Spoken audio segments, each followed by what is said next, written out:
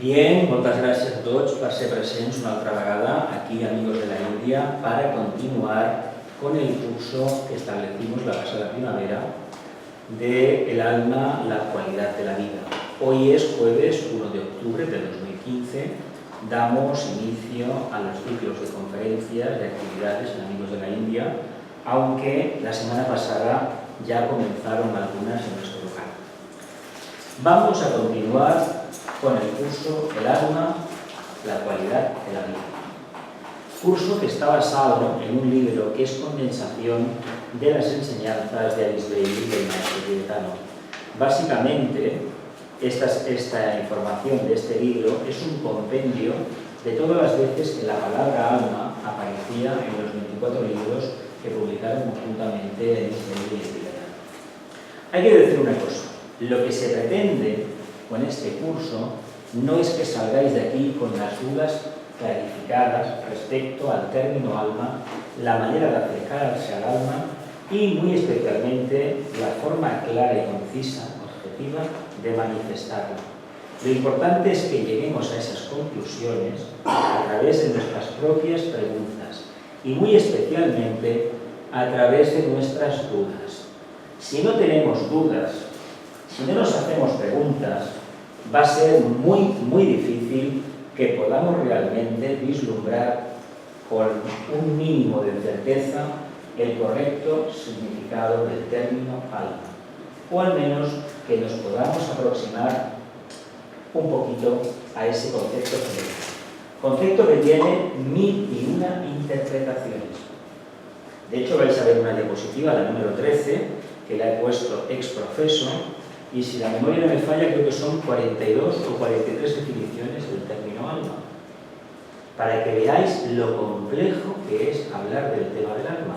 Pero bien, si a esta charla o a este curso, a este taller, no le va acompañado una investigación, pues hay que decir que el tema del alma no deja de ser un referente maravilloso, algo que está ahí, pero difícilmente va a ser objetivable en nuestra personalidad.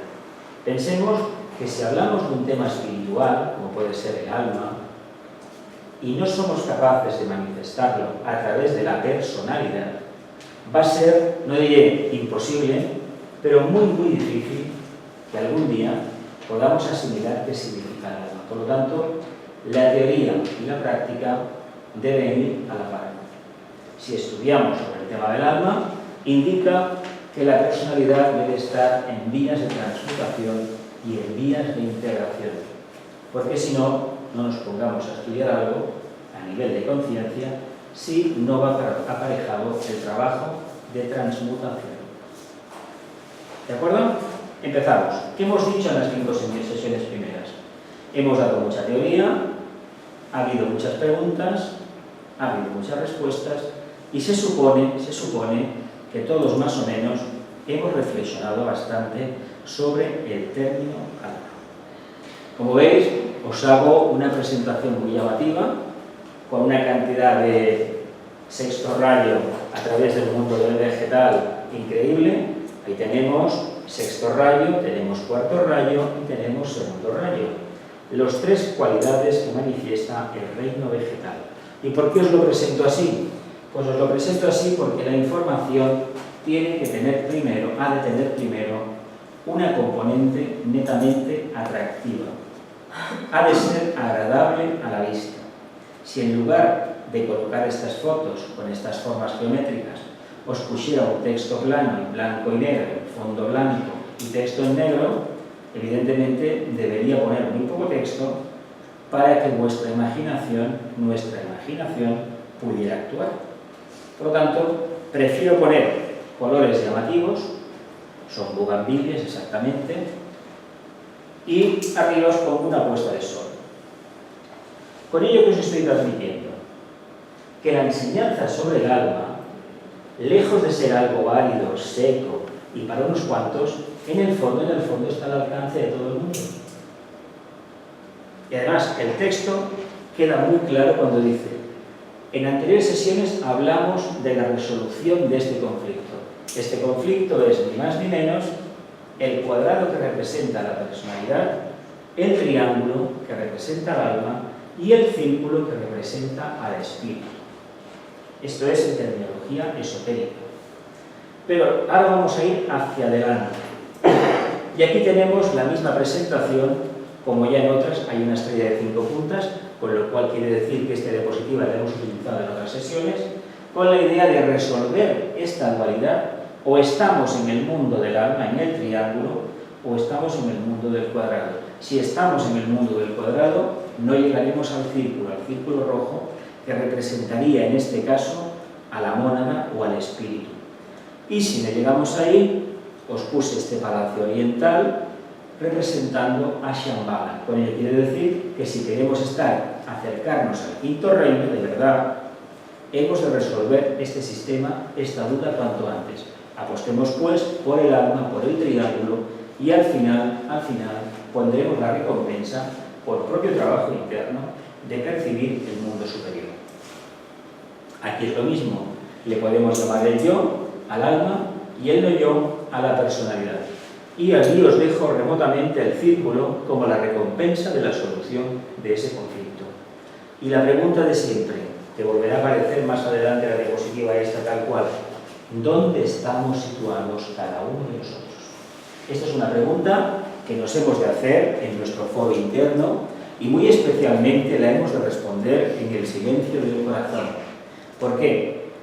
Porque aquí la mente concreta la deberíamos dejar de lado y esperar que la intuición, la chispa, esa chispa que todos llevamos dentro, pudiera hablar.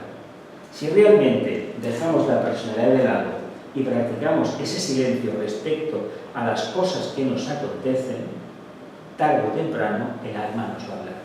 Y nos va a decir seguramente que nos estamos acercando al triángulo, que como tal lo tenemos muy bien perfilado, pero hay momentos en que chirría un poco la relación con el cuadrado. Pero eso es normal, forma parte de la propia evolución. No nos debemos de preocupar lo más mínimo. Aquí os pongo. Esta es nueva. La mónada, el uno, el triple espíritu en su propio plano. Si queremos hablar del alma, ¿de qué tenemos que hablar primero entonces? ¿Del mundo de la personalidad o del mundo del espíritu? Si hablamos del mundo del espíritu, hemos de irnos directamente a lo más elevado, a la chispa divina, a ese punto de evolución del cual todos procedemos, del cual somos una emanación y hacia el cual tarde o temprano vamos a volver. Ahora bien, tengamos en cuenta que vamos a volver, pero con la experiencia de haber transmutado la materia. Esa materia está transmutada por el trabajo que nosotros, entes conscientes encarnados, hemos ido realizando durante centenares o miles tal vez de encarnaciones. ¿Pero qué nos vamos a llevar de todo esto? La experiencia de reconocer que arriba somos uno, triple espíritu en su plano, en el plano monádico. En esoterismo significa con frecuencia la tríada unificada, Atma, Buddhi y Manas. En realidad son los vehículos de la mónada, también conocidos como personalidad cósmica por algunas escuelas. Y a esta, a la que todos conocemos, se le denomina también personalidad karmática. Es la diferenciación que hay entre la parte de arriba y la parte de abajo. Nosotros estamos en la parte de abajo, pero nos estamos encaminando hacia la parte de arriba. Continuamos. Voluntad espiritual, intuición, mente superior. Los tres aspectos de la mónada. Que el alma refleja tímidamente. ¿Por qué digo tímidamente? Pues porque no somos capaces de manifestarlos en la personalidad. No podemos decir, como ya os he dicho muchas veces, que somos grandes almas y muy avanzadas si no va acompañada esa afirmación de nuestro propio ejemplo de manifestación de esas cualidades. O las manifestamos o no las tenemos. Es duro, ¿verdad? Pues no lo es. Es una oportunidad de cambio. Simplemente es una oportunidad de cambio. La parte inmortal del hombre que reencarna en los reinos inferiores, progresando gradualmente a través de ellos hasta llegar al hombre y de allí a la meta final. Si queréis ver luego las referencias, he traído un PDF al final que aparecen todas las referencias de los números que hay y la página.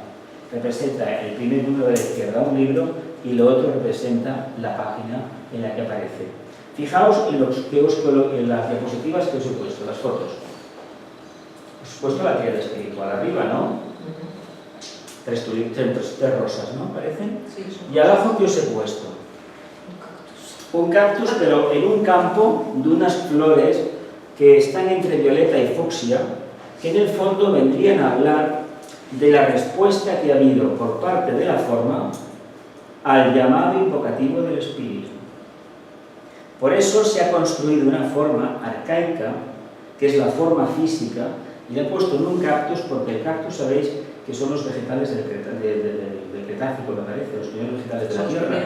Prácticamente no han cambiado desde la etapa de los dinosaurios o antes. Imaginaos si la forma física es arcaica, que necesitamos una forma física todavía para poder evolucionar.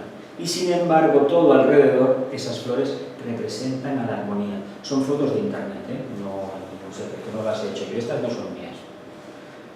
Nos quedamos con la idea de que la mónada, el espíritu, con su manifestación, está evocando en su reflejo lo mejor que hemos construido primero, un vehículo físico, un cactus. ¿Por qué los cactus tienen espinas? ¿No habéis parado a pensarlo alguna vez? Porque se tienen que defender, ¿verdad? De los depredadores, perdón. ¿Y por qué la personalidad tiene aristas? Porque se tiene que defender del medio hostil donde está. Porque en el fondo sabe, tiene una tímida conciencia de que no es esto, que hay algo más. Llámese el alma o llámese el espíritu. ¿Veis cómo tenemos relación?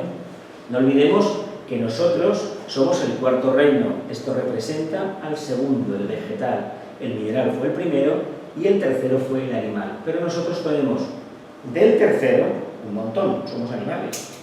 Tenemos cuerpos animales, pero nuestra conciencia es humana. Y lo llegará a ser el día que realmente la diapositiva anterior, la solución, la dicotomía entre alma y personalidad esté resuelta. El día que eso esté, evidentemente seremos verdaderas almas encarnadas. ¿Continúo?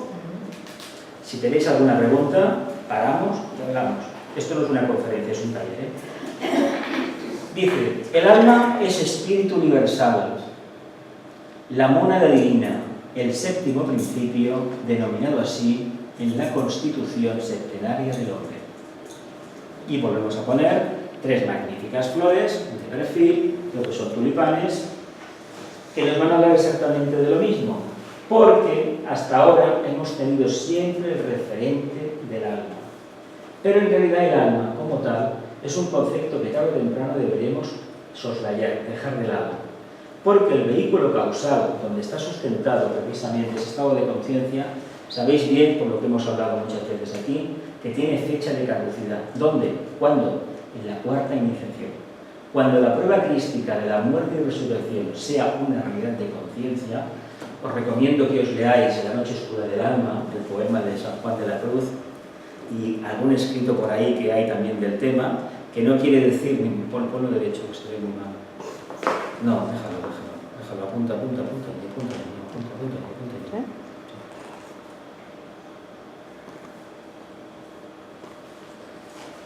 El alma, ese estado de conciencia que todos tanto anhelamos, llegará un momento que debemos desprendernos de él. Pero antes habremos hecho el trabajo de acercamiento precisamente a la mónada a través de ese estado de conciencia intermedio. ¿Hay contradicción con lo que he dicho en las anteriores clases? No la hay. Es una pequeña ampliación del contenido. Por lo tanto, tengamos en cuenta que este camino no se detiene nunca, y menos aún con el aferramiento exclusivo al alma. ¿Por qué invocamos continuamente al alma? Pues porque es lo más inmediato a lo cual nos podemos acoger. Porque para acogerse a la mónada deberíamos tener un estado de conciencia mucho más elevado, haber pasado alguna iniciación. Y como esto no es factible para muchos sentidos, no es que no sea imposible, sino que de momento está como está, es preferible que hablemos del alma, pero sin perder nunca de vista que somos en realidad chispas divinas. Y estamos más cerca de reconocerlo de lo que nos parece, porque de hecho la mente superior no deja de ser, el átomo ganásico permanente, no deja de ser una proyección de la mónada, del espíritu. Es lo más cercano que tenemos de la mónada. Por lo tanto, vivamos cuanto antes más y mejor en el mundo superior, en el mundo de la mente abstracta. Así como le resulta imposible al vehículo físico expresar plenamente en el mismo plano el grado total de desarrollo del ego o yo superior, tampoco le es posible al ego o alma percibir y expresar plenamente la cualidad del espíritu o de la monada. ¿Qué afirma esto? Pues que nosotros tenemos una dificultad añadida. Sabemos que como personalidades, por muy evolucionadas que estemos en una primera etapa, podríamos estar en una segunda, tercera iniciación resuelta, va a ser muy difícil que captemos la realidad de la mónada, ¿verdad? El alma en primer lugar y en segundo lugar de la mónada. Por lo tanto, tampoco podemos pretender que en el sentido contrario sea exactamente igual. Son escalas evolutivas, dependerá del trabajo realizado y muy especialmente de la actitud adoptada a lo largo del proceso evolutivo. Si la actitud es de comprensión, de acercamiento a la luz, de transmutación de todos los impedimentos que inutilizan este acercamiento y que evitan que los resultados se manifiesten, esa vela maravillosa de conciencia que señala hacia arriba, pues todavía hay que decir que está un poco lejos de ser una realidad en cada uno de nosotros. ¿Veis cómo no es una cuestión de enseñanza, sino de actitud interna? ¿Lo veis? ¿Continúo? Solo cuando el hombre se comprende a sí mismo puede llegar a comprender el sumo denominado Dios. ¿Por qué os he puesto aquí la estatua de Buda? Por una razón muy sencilla. ¿Qué nos dijo Buda hace 2500 años o 1700 aproximadamente? ¿Qué nos dijo? Sigue el camino del medio. Sigue el camino del medio, pero básicamente Buda ¿de qué nos habló? La luz. De la luz. De la luz. Dios nos dijo básicamente que Buda nos dijo básicamente que Dios es luz.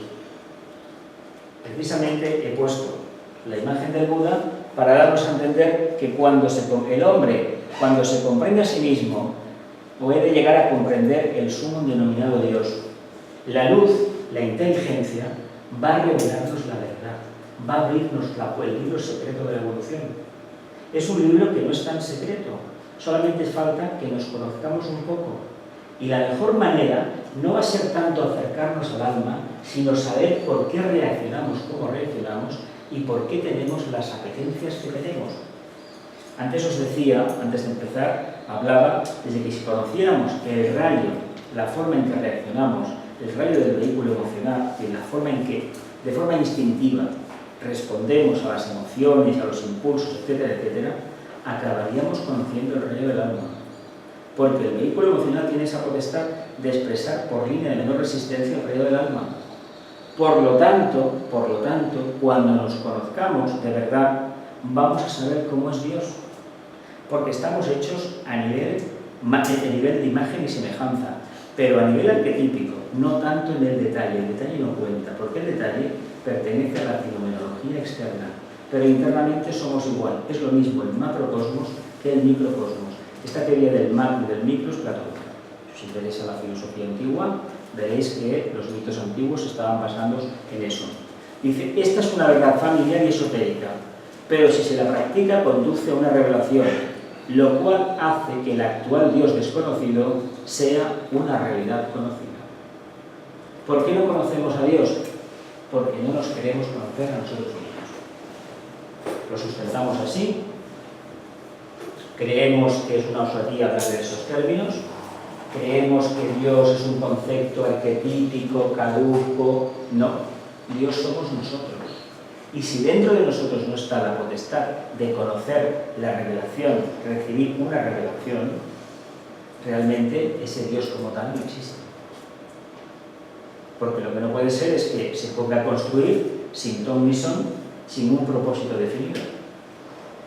Ha construido con una finalidad, para que respondamos plenamente al propósito que Él ha imprimido en la forma. Digamos, caramba, la forma, sí. Él se manifiesta en la forma. Deberemos llegar a aceptar que la forma y Él son, Dios y la forma son exactamente lo mismo. ¿Por qué? Porque utiliza la forma para manifestar su conciencia. ¿Qué hacemos nosotros entonces? A través de esta personalidad karmática, expresamos que la parte divina que llevamos dentro. Y esa parte divina que llevamos dentro, ¿qué nos dice? Que somos dioses en potencia, pero desgraciadamente todavía no manifestados. Y la responsabilidad de no estar manifestados como tales corresponde exclusivamente a nosotros mismos, a nadie más. Es que la ley del karma, es que no sé qué, es que la evolución, sí es cierto, pero ¿sabemos las disquisiciones que hemos tenido en vidas pasadas y por qué no dimos los pasos? En esta parece que estamos un poquito más despiertos y que somos más conscientes de la responsabilidad y del momento. Un momento que urge, en estos tiempos, urge a cambiar radicalmente. A poco que se tenga un poquito de sensibilidad, se va a ver cuál es el clamor del mundo en estos tiempos. Clamor que está basado clarísimamente en la necesidad de manifestar luz, amor y voluntad al bien. Y esa luz, ese amor y esa voluntad al bien es ni más ni menos no para beneficio propio, sino para ayudar a la humanidad. No a que se salve, porque eso no es potestad nuestra. Nosotros, esa idea de que mesiánica, de que el mundo lo tenemos que salvar, el mundo no necesita ningún salvador. El mundo solamente necesita que la gente que está mínimamente despierta, que podemos ser nosotros aquí y en cualquier parte del mundo, realmente mantenga ese estado de equilibrio y de armonía continuamente.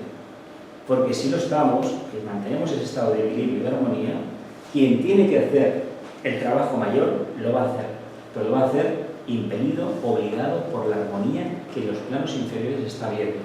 Mientras que si en los planos inferiores no hay ese equilibrio y esa armonía, el mundo angélico no puede hacer el trabajo.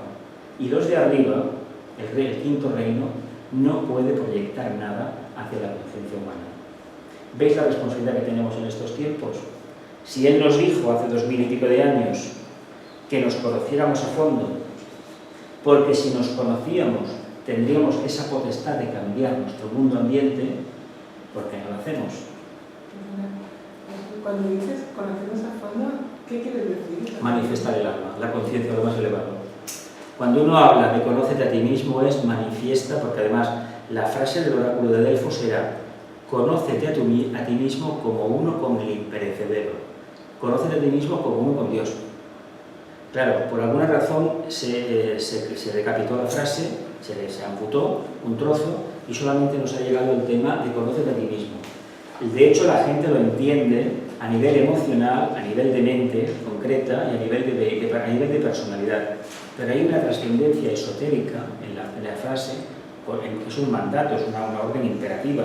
Conócete a ti mismo. Conócete que eres un alma.